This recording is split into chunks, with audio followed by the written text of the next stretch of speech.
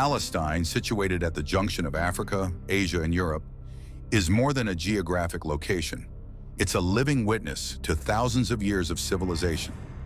This land, often described as holy, has seen empires rise and fall, prophets walk its soil, and conflicts echo across centuries. But long before it became a symbol of religious and political struggle, it was the cradle of ancient cultures, beginning with the Canaanites. The earliest recorded inhabitants of Palestine were the Canaanites, a group of Semitic-speaking tribes that settled across the region as early as 3000 BCE. They developed complex city-states like Jericho, which today is believed to be one of the oldest continually inhabited cities in the world. These people worshipped a pantheon of gods and practiced agriculture, trade, and metallurgy. In the highlands of Canaan, between 1200 and 1000 BCE, small tribal groups coalesced into a new identity, the Israelites. The biblical narrative tells of their exodus from Egypt and their conquest of Canaan, though modern archaeology suggests a more gradual indigenous emergence. Under King Saul, David, and Solomon, a united monarchy was formed, with Jerusalem as its capital. After Solomon's death, the kingdom split, Israel to the north and Judah to the south. These two states faced continuous threats from rising regional powers. The kingdom of Israel fell to the Assyrians in 722 BCE. Thousands were deported, and the northern tribes faded from history. Judah held out longer, but in 586 BCE, the Babylonians, under King Nebuchadnezzar II, destroyed Jerusalem and exiled its elite citizens to Babylon. But in 539 BCE, a new ruler emerged, Cyrus the Great of Persia. He defeated Babylon and allowed Jewish exiles to return to Jerusalem. A second temple was built, marking the start of a new chapter in Judean history. Following Alexander the Great's conquest in 332 BCE, Palestine became part of the vast Hellenistic world. Greek culture spread throughout cities and pagan temples appeared alongside Jewish synagogues. But this cultural fusion was not always peaceful. When the Seleucid king Antiochus IV outlawed Jewish practices and desecrated the temple, a priest named Mattathias and his sons led a revolt. Known as the Maccabean Revolt, it ended in victory in the rededication of the temple, an event celebrated during Hanukkah. This led to the Hasmonean Kingdom, a rare moment of independence for the Jews.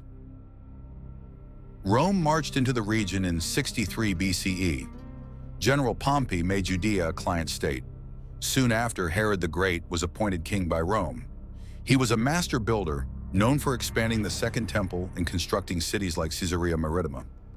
During this period, Jesus of Nazareth preached across Galilee and Jerusalem. His message of compassion and justice challenged both Roman authority and religious elites. He was executed by crucifixion under Roman governance, but his teachings ignited a movement that would transform the world.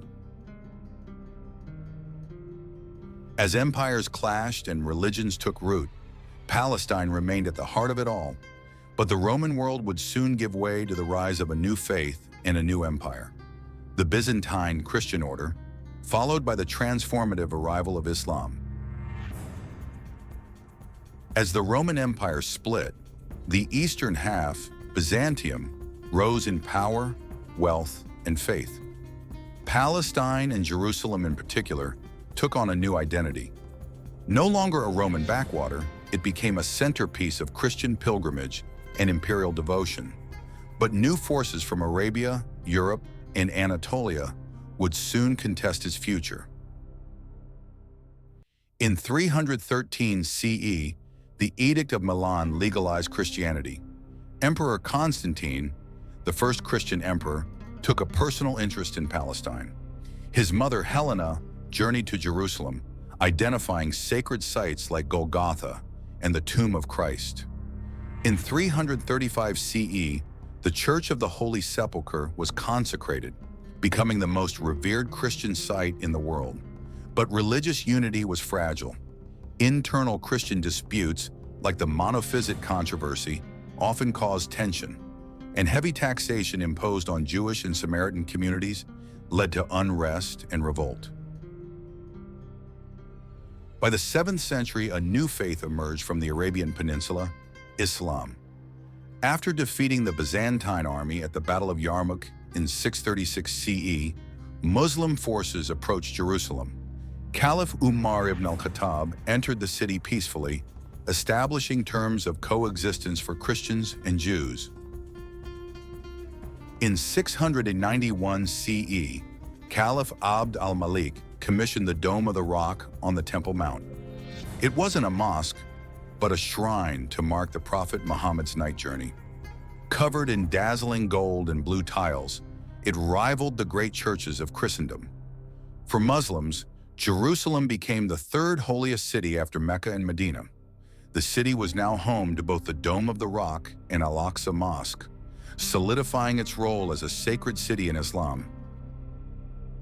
Under the Umayyad and Abbasid Caliphates, Palestine became part of Bilad al-Sham, the Greater Syrian province. Islamic governance allowed Christians and Jews to worship freely under the status of dhimmi, or protected people. In 1099, European Crusaders arrived after Pope Urban II's call to retake the Holy Land. The siege of Jerusalem was brutal. Muslims and Jews were slaughtered. A Latin Christian kingdom was established, centered in the Holy City. For nearly a century, Crusaders ruled parts of Palestine. But in 1187, the Muslim general Saladin defeated them at the Battle of Hattin and retook Jerusalem. With the Mongols threatening the Islamic world, the Mamluks, a caste of slave soldiers who overthrew their masters, rose to power.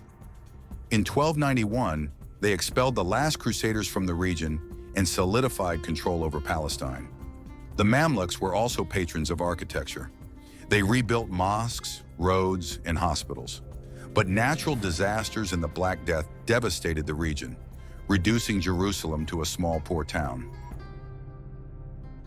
In 1516, Sultan Selim I of the Ottoman Empire defeated the Mamluks and took Palestine under Ottoman rule. For the next 400 years, the land would remain a provincial yet vital part of an empire that stretched across 3 continents. During Ottoman rule, Jewish communities grew in cities like Saft and Jerusalem. Christian pilgrimage resumed on a larger scale, while Muslims maintained stewardship over Islamic holy sites. Through Byzantine incense and Islamic call to prayer, through Crusader steel and Ottoman parchment, Palestine remained a land of faith, trade, and resilience. But the modern age would soon arrive, bringing with it colonial ambitions, nationalism, and a conflict that continues to shape headlines today. As the Ottoman Empire waned, a new world order emerged. The 20th century would redraw borders, raise new flags, and create new nations. Palestine, long governed by faraway empires, would become the focus of international politics, colonial ambitions, and national identities. In 1917, amid World War I, British forces captured Palestine from the Ottomans. That same year, British Foreign Secretary Arthur Balfour issued a letter declaring support for the establishment of a national home for the Jewish people in Palestine, without prejudicing the civil and religious rights of existing non-Jewish communities. In 1922, the League of Nations formalized British control under the Mandate system. But what followed was not peace. As Jewish immigration increased, especially due to rising anti-Semitism in Europe, Palestinian Arabs feared displacement and cultural erasure. Throughout the 1920s and 1930s, riots and retaliations flared in cities like Jaffa, Hebron, and Jerusalem. By 1936, Palestinian Arabs launched a full revolt, demanding an end to Jewish immigration and British control. The British crushed the uprising, but not before tensions became irreversible. In response to escalating violence, Britain issued the 1939 White Paper, limiting Jewish immigration, just as European Jews were fleeing Nazi terror. This would haunt British policy and spark international condemnation. World War II brought horror beyond imagination. 6 million Jews were murdered during the Holocaust. Survivors, stateless and scarred, sought refuge, many in Palestine. But British immigration quotas blocked most from entering. Meanwhile, the Jewish resistance escalated. Groups like Irgun and Lehi targeted British installations. The 1946 bombing of the King David Hotel in Jerusalem shocked the world. By 1947, Britain, exhausted and embattled, handed the issue to the United Nations. In November 1947, the UN proposed to partition Palestine into two states, one Jewish, one Arab. Jewish leaders accepted the plan. Palestinian and Arab leaders rejected it, viewing it as unjust, granting 55% of the land to a Jewish minority population.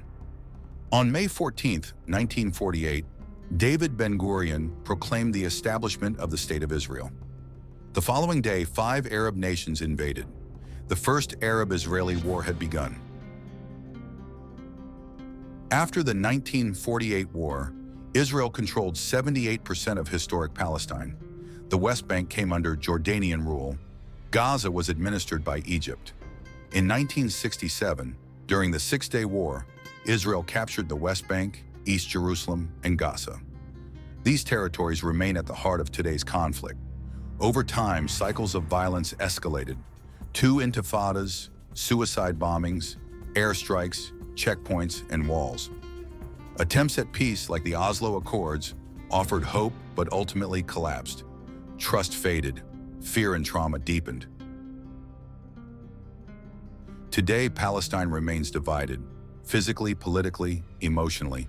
Gaza is under blockade.